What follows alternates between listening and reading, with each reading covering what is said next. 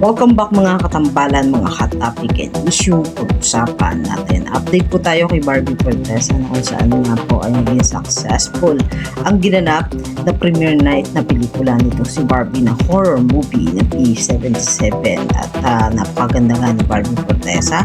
Suot nitong green na dress at talagang malutang na lutang ang kagandahan nito. Samantalang dinumog naman ng mga fans itong si Barbie ang naganap na premiere night at talaga namang suportado itong si Barbie ng malalapit niyang mga kaibigan sa industriya at talaga namang nag-uumapaw ang kaligayahan itong si Barbie. Present ang kaibigan niya si Bianca Umali, Alden Richard, syempre si David Licauco at si Jason Blake at spotted din ang kaibigan to si David na si Dustin Yu at kasama naman si Bianca de Vera.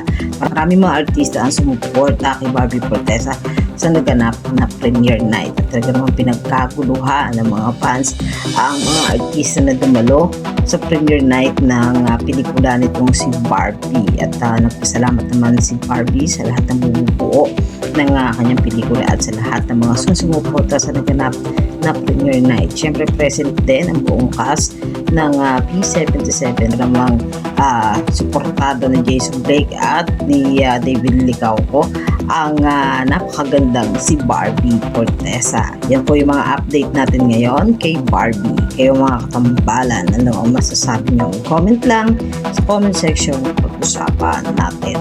Yan ang mga hot topic and issue dito lamang sa Tambalang JK.